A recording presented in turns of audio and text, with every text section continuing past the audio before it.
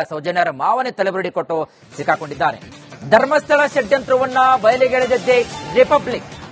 ಧರ್ಮಸ್ಥಳ ತಲೆಬುರುಡೆಗೆ ಸಂಪೂರ್ಣ ಇದೀಗ ಉಲ್ಟಾ ಆಗಿದೆ. ಬುರುಡೆ ಗ್ಯಾಂಗಿಗೆ ಸುತ್ತಿಕೊಳ್ತಾ ಇದೆ. ಧರ್ಮಸ್ಥಳ ಕೇಸ್ಗೆ ಸಂಬಂಧಪಟ್ಟಂತೆ ಇದೀಗ ಅವರು ಮಾಡಿರ್ತಕ್ಕಂತಹ ಸ್ಟೋರಿಗಳು ಅವರ ಕಾಲಿಗೆ ಸುತ್ತಾ ಇದೆ. ಚಿನ್ನಯ್ಯ, ಅಭಿಷೇಕ್, ಮನಾಫ್ಗೆ ಇದೀಗ ತನಿಖೆಯ ಬಿಸಿ ತಡ್ತಾ ಇದೆ. ಶವ ಊತ ಪ್ರಕರಣದಿಂದ ಷಡ್ಯಂತ್ರಕ್ಕೆ ಶಿಫ್ಟ್ ಮಾಡಲಾಗಿದೆ. ಎಸ್ಐಟಿ ಅಧಿಕಾರಿಗಳ ತನಿಖೆಯೇ ದಿಕ್ಕೇ ಈಗ ಬದಲಾಗಿದೆ. ಸಂಪೂರ್ಣವಾಗಿ ಕಳಚಿ ಬೀಳ್ತಾ ಇದೆ ಒಂದೊಂದು ಅಪಪ್ರಚಾರಿಗಳ ಮುಖವಾಡ. ಷಡ್ಯಂತ್ರ ವಿರುದ್ಧದ ಅಸಲಿ ತನಿಖೆ ಈಗ ಶುರುವಾಗಿದೆ. ಎಕ್ಸಾಕ್ಟ್ ಈಗ ಶುರುವಾಗ್ತಾ ಇದೆ. ಧರ್ಮಸ್ಥಳ ಷಡ್ಯಂತ್ರವನ್ನ ಬಯಲಿಗೆಳಿತಾ ಇದೆ ರಿಪಬ್ಲಿಕ್ ಕನ್ನಡ. ಡೇ 1 ಇಂದ ಇಲ್ಲಿವರೆಗೂ ಕೂಡ ಬಿಟ್ಟು ಬಿಡದೆ ಮಾಹಿತಿಯನ್ನು ಕೊಡ್ತಾ ಇದೆ. ಬುರುಡೆ ಗ್ಯಾಂಗ್ಗೆ ಸುತ್ತಿಕೊಳ್ತಾ ಇದೆ. ಧರ್ಮಸ್ಥಳ ಕೇಸಿಗೆ ಸಂಬಂಧಪಟ್ಟಂತೆ ನಿರಂತರವಾದಂತಹ ಅಪಪ್ರಚಾರ, ಸಾಕಷ್ಟು ಸಂಕೋಲೆಗಳನ್ನ, ಸುಳ್ಳುಗಳನ್ನ ಬಿತ್ತರಿಸಿರ್ತಕ್ಕಂತಹ ಈ ಗ್ಯಾಂಗ್ ಒಂದೊಂದಾಗಿ ಇದೀಗ ಧರ್ಮಸ್ಥಳದ ಅಪಪ್ರಚಾರ ಮಾಡಿರತಕ್ಕಂತಹ ಆ ಒಂದು ಸಂಕೋಲೆ ಇತ್ತಲ್ಲ, ಇದೀಗ ಈ ಗುಂಪಿನ ಕಾಲಿಗೆ ಸುತ್ತಿಕೊಂಡಿದೆ. ಆ ಮುಖಾಂತರವಾಗಿ ಈ ಅಪಪ್ರಚಾರಿಗಳ ಮುಖವಾಡ, ಷಡ್ಯಂತ್ರಗಳು ಒಂದೊಂದಾಗಿ ಬಯಲಿಗೆ ಇಳಿತಾ ಇದೆ. ಅಸಲಿಗೆ ಈ ಒಂದು ವಿಚಾರಕ್ಕೆ ಸಂಬಂಧಪಟ್ಟಂತೆ ಒಬ್ಬೊಬ್ಬರಾಗಿ ಒಂದೊಂದು ಹೇಳಿಕೆಯನ್ನು ಕೊಡ್ತಾರೆ. ಎಸ್ ನಾಗೇಂದ್ರ ಬಾಬು ಮತ್ತೆ ಲೈವ್ ಅಲ್ಲಿ. ನಾಗೇಂದ್ರ ಬಾಬು, ಅವಾಗಲೇ ನೀವು ಎಕ್ಸ್ಪ್ಲೇನ್ ಮಾಡ್ತಾ ಇದ್ರಿ ಈ ವಿಚಾರಕ್ಕೆ ಸಂಬಂಧಪಟ್ಟಂತೆ ಧರ್ಮಸ್ಥಳ ವಿರುದ್ಧ ಅಪಪ್ರಚಾರಕ್ಕೆ ಯಾರೆಲ್ಲ ಸಪೋರ್ಟ್ ಮಾಡಿದ್ರು, ಯಾರೆಲ್ಲ ಯಾವ ರೀತಿಯಾಗಿ ಸುಳ್ಳು ಸುದ್ದಿಯನ್ನು ಹಬ್ಬಿಸಿದ್ರು, ಅವರಿಗೆ ಈಗ ಒಂದು ರೀತಿಯಲ್ಲಿ ತಕ್ಕ ಮಟ್ಟಿಗೆ ಒಂದು ಪಾಠನ ಕಲಿತಾ ಇದ್ದಾರೆ. ಇದರ ಜೊತೆಗೆ ಈ ಧರ್ಮಸ್ಥಳ ತಲೆಬುರುಡಿ ಇದೆಯಲ್ಲ, ಇದೀಗ ಸೌಜನ್ಯ ವಿಚಾರಕ್ಕೆ ಸಂಬಂಧಪಟ್ಟಂತೆ ಸ್ವತಃ ಅವರೇ ತಲೆಬುರುಡೆ ಸೂತ್ರಧಾರಿ ಇಲ್ಲಿ ವಿಠಲ್ ಗೌಡ ಅಂತಾನೆ ಹೇಳಲಾಗ್ತಾ ಇದೆ. ಸೊ ಹಾಗಾಗಿ ನಿರಂತರವಾಗಿ ಇದೀಗ ಚಿನ್ನಯ್ಯನನ್ನ ಬಲಿ ಪಡೆದುಕೊಂಡಿರತಕ್ಕಂತಹ ಈ ಗ್ಯಾಂಗ್ ಇದೆಯಲ್ಲ, ಹಾಗಾದ್ರೆ ಚಿನ್ನಯ್ಯನ ಮುಂದಿನ ನಡೆ ಹೇಗಿರುತ್ತೆ? ನೆಕ್ಸ್ಟ್ ಎಸ್ಐಟಿ ಒಂದು ತನಿಖೆಯ ವಿಚಾರಣೆಗೆ ಒಳಪಟ್ಟಂತೆ ಗಿರೀಶ್ ಮಟ್ಟನ್ ಅವರು ಹಾಜರಾಗ್ತಾರ, ಇದರ ಜೊತೆಗೆ ಮತ್ತೆ ಸಮೀರ್ ಎಂಡಿನೂ ಹಾಜರಾಗ್ತಾರ, ಜಯಂತ್ ಹಾಜರಾಗ್ತಾನ, ಅಭಿಷೇಕ್ ಹಾಜರಾಗ್ತಾನ, ಏನೆಲ್ಲ ಮಾಹಿತಿ ಸಿಗ್ತಾ ಇದೆ ನಾಗೇಂದ್ರ ಬಾಬು?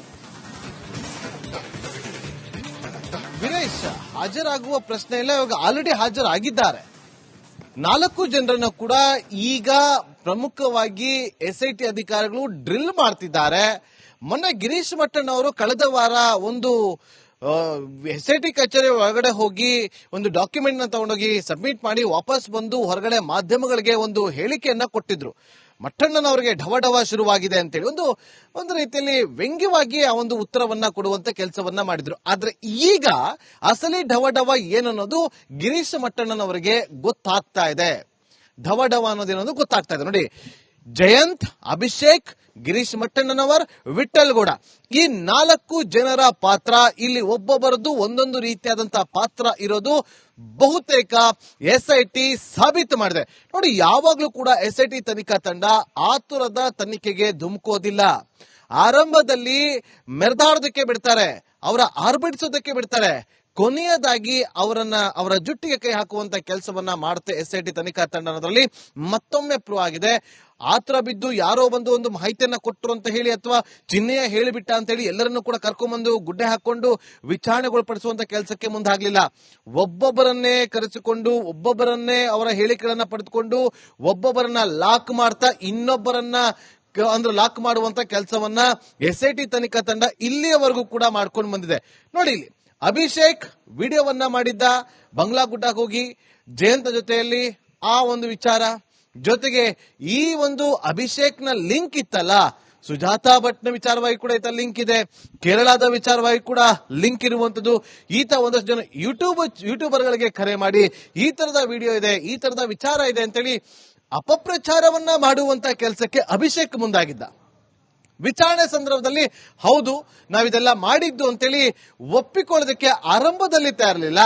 ಆದ್ರೆ ಆತನು ಕೂಡ ವಿಚಾರಣೆಯ ಸಂದರ್ಭದಲ್ಲಿ ಒಪ್ಪಿಕೊಳ್ತಾನೆ. ಯಾವಾಗ ಆತ ಜಯಂತ ವಿಚಾರವನ್ನ ಪ್ರಸ್ತಾಪ ಮಾಡ್ತಾನೋ, ಜಯಂತ ಕರೆಸ್ತಾರೆ, ಅಭಿಷೇಕ್ ಒಂದು ಕಡೆ ಇರ್ತಾನೆ, ಜಯಂತ್ ಬರ್ತಾನೆ.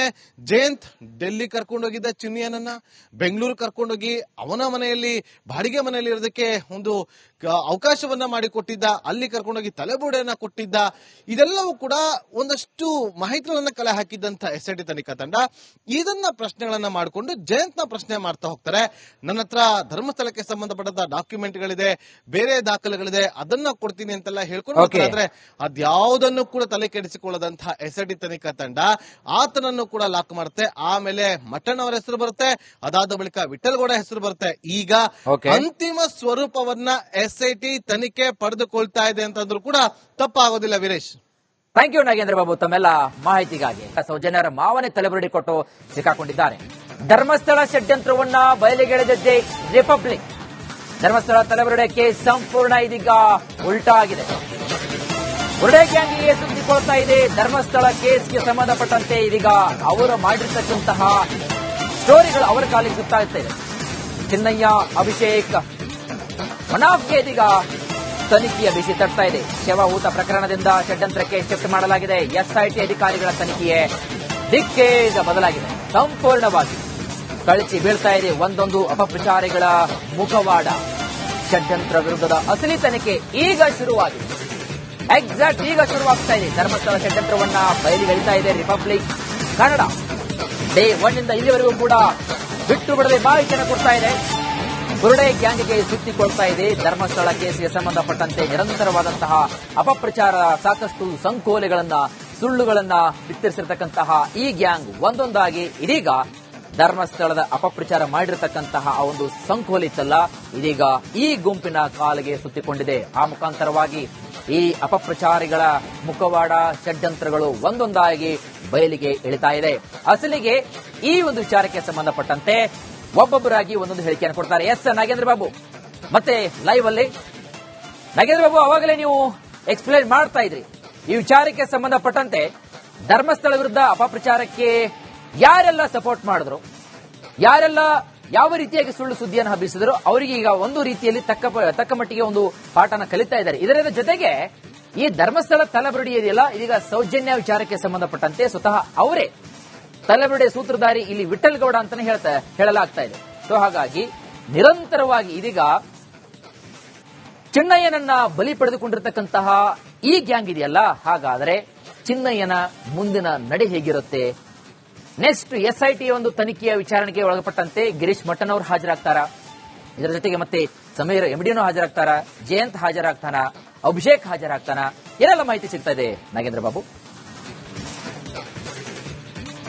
ವೀರೇಶ್, ಹಾಜರಾಗುವ ಪ್ರಶ್ನೆ ಇಲ್ಲ. ಇವಾಗ ಆಲ್ರೆಡಿ ಹಾಜರಾಗಿದ್ದಾರೆ 4 ಜನರನ್ನ ಕೂಡ.